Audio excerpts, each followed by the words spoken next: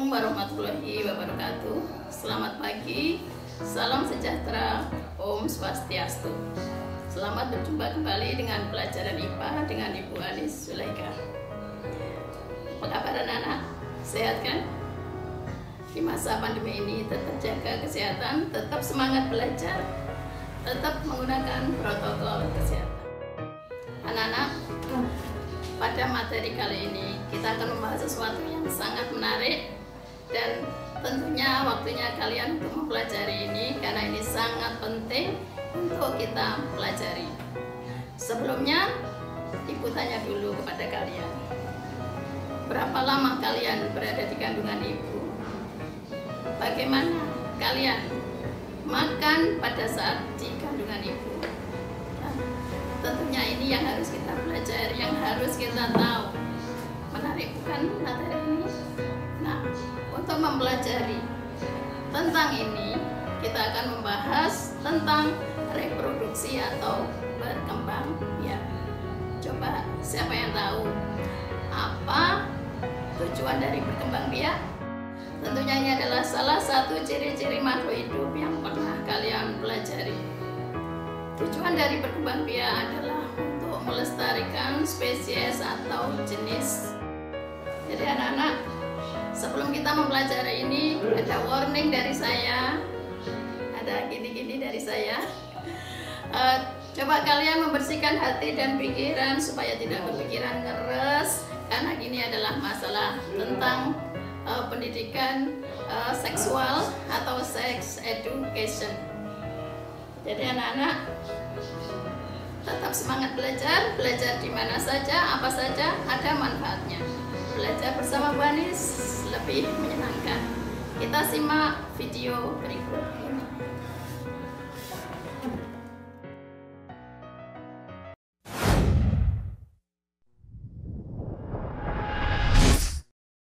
Sistem reproduksi manusia. Sistem berarti sekumpulan organ yang saling bekerja sama, sedangkan produksi berarti menciptakan sesuatu. Dan berarti lagi atau kembali, sehingga reproduksi dapat diartikan menciptakan sesuatu kembali. Sedangkan manusia adalah kita. Sehingga sistem reproduksi manusia dapat diartikan sebagai sekumpulan organ yang saling bekerja sama untuk melakukan fungsi perkembangbiakan pada manusia. Untuk memahami sistem reproduksi manusia, ada 9 topik yang akan kita pelajari. Yang pertama, mengenai pembelahan sel. Sebelum membahas mengenai pembelahan sel, mari kita ingat dulu mengenai organisasi kehidupan. Seorang individu atau sebuah organisme terdiri dari beberapa sistem organ. Contohnya sistem pernafasan, sistem peredaran darah, sistem pencernaan, dan lain-lain. Sistem organ terdiri dari beberapa organ. Kita ambil contoh adalah jantung. Jantung merupakan bagian dari sistem peredaran darah. Jantung sebagai organ terdiri dari banyak jaringan. Sedangkan jaringan sendiri terdiri dari jutaan sel. Secara struktural, sel tersusun atas membran sel, yaitu selaput yang melapisi sel, lalu sitoplasma, cairan yang mengisi sel, lalu organel sel, dan yang paling dalam adalah inti sel yang terdiri dari membran inti, nukleoplasma, dan juga anak inti atau nukleolus. Inti sel apabila diperbesar, maka akan ada struktur yang disebut sebagai kromosom. Kromosom merupakan untayan-untayan DNA yang merupakan materi genetik yang dibawa oleh setiap makhluk hidup. Kromosom hanya dapat dilihat ketika sel akan membelah. Dalam keadaan istirahat, kromosom akan terurai menjadi untayan-untayan DNA yang tidak dapat dilihat walaupun melalui mikroskop. Bayangkan ini adalah sebuah sel, sedangkan lingkaran biru di dalamnya merupakan inti sel. 2 garis merah mewakili sebagai kromosom. Kromosom yang berpasangan pada sebuah sel, maka sel tersebut disebut sebagai sel diploid karena kromosomnya berpasangan, atau disimbolkan dengan 2N. Sedangkan sebuah sel yang hanya memiliki satu kromosom tanpa berpasangan disebut sebagai sel haploid atau sendirian, dilambangkan dengan huruf N. Setiap sel tubuh manusia mengandung 46 kromosom atau 23 pasang kromosom yang bersifat berpasangan atau diploid, disimbolkan dengan 2N. Berdasarkan jumlah kromosomnya, pembelahan sel dapat dibagi menjadi dua, yaitu pembelahan mitosis dan pembelahan meiosis. Pembelahan mitosis terjadi ketika sebuah sel yang bersifat diploid 2N ketika membelah akan menghasilkan dua sel anak yang juga memiliki kromosom sama dengan induknya, yaitu diploid 2N. Pembelahan mitosis terjadi pada sel tubuh untuk regenerasi. Sedangkan pembelahan meiosis terjadi apabila sebuah sel yang diploid 2N membelah diri menjadi dua sel yang memiliki jumlah kromosom setengah dari induknya atau bersifat haploid, dilambangkan dengan huruf N. Pembelahan meiosis terjadi pada sel gamet, yaitu pada sperma dan ovum. Untuk lebih memahami mengenai pembelahan sel, mari kita bahas lebih detail mengenai tahap pembelahan mitosis. Pembelahan mitosis diawali dengan profase, yaitu ketika membran inti sel mulai menghilang dan kromosom mulai mengganda. Kemudian dilanjutkan dengan tahap metafase, yaitu ketika kromosom berjajar pada bidang pembelahan, tepat pada garis tengah sel. Selanjutnya disusul dengan anafase, yaitu ketika kromosom mulai bergerak menuju kutub pembelahan. Dan yang terakhir yaitu fase telofase, yaitu ketika kromosom sudah sampai di ujung-ujung kutub pembelahan, lalu terjadi pembagian sitoplasma dan mulai terbentuk membran inti kembali. Yang perlu diingat di sini adalah pada pembelahan mitosis, induk yang bersifat 2N atau diploid akan membelah diri menjadi dua sel anak yang juga identik dengan induknya bersifat diploid 2N. Untuk memudahkan kalian dalam mengingat tahapan pembelahan mitosis, maka ingat kata kunci PAMAT. P untuk profase, M untuk metafase, A untuk anafase, dan T untuk telofase. Ingat, PAMAT. Selanjutnya, tahap pembelahan meiosis. Berbeda dengan pembelahan mitosis, pembelahan meiosis terjadi dalam dua tahap. Diawali dengan profase 1 ketika membran inti mulai menghilang dan kromosom mulai mengganda. Selanjutnya metafase 1 yaitu ketika kromosom berjejar pada bidang pembelahan pada garis tengah sebuah sel. Dilanjutkan dengan anafase 1 ketika kromosom homolog berpisah menuju kutub-kutub pembelahan. Dan tahap 1 ini diakhiri oleh telofase 1, yaitu ketika kromosom sudah mencapai kutub pembelahan, terjadi pembelahan sitoplasma, dan mulai terjadi pembentukan membran inti kembali. Setelah tahap 1 selesai, dilanjutkan menuju ke tahap kedua, yaitu diawali dengan profase 2, di mana membran inti mulai hilang kembali, akan tetapi tidak ada penggandaan kromosom. Dilanjutkan dengan metafase 2, yaitu kromosom berjajar pada bidang pembelahan pada garis tengah sebuah sel. Dilanjutkan dengan anafase 2, ketika kromosom berpisah menuju kutub pembelahan, dan diakhiri dengan telofase 2, yaitu ketika kromosom telah sampai pada kutub pembelahan, terjadi pembagian sitoplasma dan pembentukan membran inti kembali. Yang perlu diingat di sini adalah pembelahan meiosis, induk yang bersifat diploid 2N akan menghasilkan 4 anak sel yang bersifat haploid atau setengah dari jumlah kromosom induk. Untuk memudahkan kalian dalam mengingat, kata kunci dari pembelahan meiosis adalah PAMAT 2 kali. Karena profase, metafase, anafase, dan telofase terjadi dalam 2 kali tahap. Selanjutnya, kita akan membahas mengenai organ reproduksi laki-laki. Organ reproduksi laki-laki dapat dibagi menjadi 3, yaitu organ reproduksi luar, organ reproduksi dalam, dan kelenjar reproduksi. Yang pertama, yaitu organ reproduksi luar terdiri dari penis, yang merupakan saluran keluarnya kencing dan sperma sekaligus. Lalu ada skrotum, yaitu merupakan kulit yang berbentuk kantung yang melindungi dan menjaga suhu testis. Yang kedua, mengenai organ reproduksi dalam yang tidak terlihat dari luar, terdiri dari testis, yang berjumlah 2 buah, fungsinya menghasilkan sperma dan hormon testosteron. Lalu ada epididymis, fungsinya sebagai tempat pematangan sperma. Dilanjutkan dengan vas deferens, yaitu saluran sperma menuju uretra. Dan yang terakhir adalah uretra, yaitu saluran di dalam penis yang juga merupakan saluran keluarnya kencing dan juga sperma sekaligus. Yang ketiga, mengenai kelenjar reproduksi pada laki-laki, terdiri dari vesikula seminalis, kelenjar prostat, dan kelenjar Cooper atau bulbouretra. Ketiga kelenjar tersebut memiliki fungsinya masing-masing.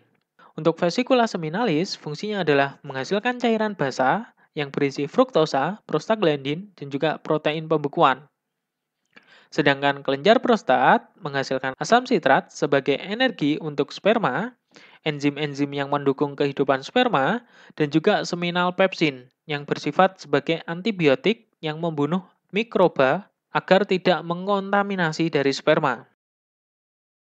Yang ketiga, kelenjar Cooper atau bulbouretra berfungsi untuk menghasilkan lendir dan cairan yang bersifat basah. Kita telah membahas mengenai organ reproduksi laki-laki. Selanjutnya, kita akan membahas mengenai spermatogenesis. Spermatogenesis, spermato berarti sperma, genesis berarti proses pembentukan. Sehingga, spermatogenesis dapat diartikan sebagai proses pembentukan sperma. Pada usia 10 hingga 14 tahun, biasanya anak laki-laki mengalami mimpi basah. Apa itu mimpi basah? Mimpi basah merupakan keluarnya air mani yang terdiri dari sel sperma dan cairan-cairan dari kelenjar reproduksi. Lalu, bagaimana sperma dibentuk? Sperma diproduksi di testis, yang apabila kita perbesar, terdiri dari saluran yang berkelok-kelok disebut sebagai tubulus seminiferus. Apabila diperbesar lagi, tubulus seminiferus terdiri dari banyak sel. Yang pertama adalah sel spermatogonium atau bakal dari sperma. Sel spermatogonium bersifat diploid atau 2N. Sel spermatogonium kemudian akan mengalami pembelahan mitosis menjadi sel spermatosit primer yang juga masih bersifat diploid karena pembelahannya mitosis. Setelah itu, spermatosit primer akan mengalami pembelahan meiosis 1 menjadi spermatosit sekunder. Di sini, spermatosit sekunder hanya memiliki setengah dari jumlah kromosom spermatosit primer, sehingga disebut sebagai sel haploid, dilambangkan dengan N. Spermatosit sekunder kemudian melanjutkan proses meiosis yang kedua menjadi 4 spermatid. Spermatid ini juga bersifat haploid. Spermatid kemudian akan mengalami pematangan dan diferensiasi untuk pembentukan ekor menjadi sel spermatozoa. Yang perlu diingat di sini adalah dari satu spermatosit primer akan terbentuk 4 sel spermatozoa. Kita telah membahas mengenai organ reproduksi laki-laki dan spermatogenesis. Mari kita lanjutkan menuju organ reproduksi perempuan. Organ reproduksi perempuan dapat dibagi menjadi organ reproduksi luar dan organ reproduksi dalam. Organ reproduksi luar terdiri dari labium, yaitu sebuah struktur yang menyerupai bibir yang membatasi vulva di bagian kanan dan kirinya. Lalu ada vulva, yaitu sebuah celah yang membatasi liang vagina. Dan yang terakhir ada himen atau selaput darah atau selaput keperawanan, yang merupakan sebuah selaput yang menutup liang vagina, dan di sana ada lubang yang kecil tempat keluar darah saat menstruasi. Yang kedua, mengenai organ reproduksi dalam, tidak terlihat dari luar, akan tetapi letaknya berada di bagian bawah dari perut. Apabila diperbesar, strukturnya terdiri dari ovarium, yang berjumlah 2 buah, fungsinya adalah menghasilkan ovum atau sel telur. Lalu ada tuba Fallopi atau oviduct yang berfungsi sebagai saluran yang membawa ovum menuju ke rahim. Di tuba Fallopi atau oviduct juga tempat terjadinya fertilisasi, yaitu tempat pertemuan antara sperma dan sel telur. Selanjutnya ada uterus atau rahim yang merupakan tempat janin ketika terjadi kehamilan. Dan yang terakhir ada vagina, yaitu saluran yang menghubungkan rahim dengan dunia luar dan merupakan jalan bayi saat melahirkan. Kita lanjutkan menuju ke oogenesis. Oogenesis, Oo berarti ovum atau sel telur, sedangkan genesis berarti proses pembentukan. Sehingga oogenesis dapat diartikan sebagai proses pembentukan ovum atau sel telur. Sejak lahir, anak perempuan memiliki bakal sel ovum sekitar 2 juta sel. Akan tetapi, hanya 40.000 sel yang bertahan hingga pubertas. Dan hanya 400 sel yang akan berkembang sempurna. Lalu, bagaimana proses perkembangan ovum? Perkembangan ovum terjadi di ovarium. Apabila kita perbesar, ovarium terdiri dari benjolan-benjolan yang disebut sebagai folikel. Folikel terkecil disebut sebagai folikel primordial, yang mengandung oogonium, yaitu sebuah sel bakal dari sel ovum. Sel oogonium merupakan sel yang bersifat diploid atau 2N. Folikel primordial kemudian akan berkembang menjadi folikel primer, diiringi dengan pembelahan mitosis dari oogonium menjadi oosit primer. Oosit primer juga masih bersifat diploid karena pembelahan mitosis. Folikel primer kemudian akan berkembang menjadi folikel sekunder seiringan dengan proses meiosis 1, di mana oosit primer berkembang menjadi oosit sekunder. Meskipun menjadi 2 sel, salah satu sel hanya mendapatkan sedikit sekali sitoplasma, sehingga ukurannya akan jauh lebih kecil dibanding dengan yang satunya. Folikel sekunder kemudian akan berkembang menjadi folikel matang beriringan dengan proses meiosis 2. Oosit sekunder berubah menjadi ootit. Di sini, hanya ada satu sel yang mendapatkan sitoplasma penuh, sedangkan yang lainnya hanya mendapatkan sedikit sitoplasma, disebut sebagai badan polar. Ukuran badan polar jauh lebih kecil dari ootit karena sedikit mengandung sitoplasma. Ootit kemudian akan berkembang menjadi ovum yang bersifat haploid, sedangkan badan polar akan mati. Yang perlu diingat di sini adalah dari satu oosit primer hanya akan terbentuk satu sel ovum. Ketika ootit sudah menjadi ovum, maka ovum akan dilepas dari ovarium melalui proses yang disebut ovulasi. Kita telah membahas kelima topik sistem reproduksi manusia, yaitu pembelahan sel, organ reproduksi laki-laki, spermatogenesis, organ reproduksi perempuan, dan juga oogenesis. 4 topik selanjutnya akan dibahas di pertemuan selanjutnya. Jawaban dikumpulkan melalui WhatsApp. Ingat, di rumah aja, belajar dari rumah. Anak-anak sudah simak videonya tadi? Bagus kan? Dan sangat menarik bukan? Nah, untuk itu, setelah melihat video tersebut, anak-anak wajib untuk mengerjakan tugas-tugas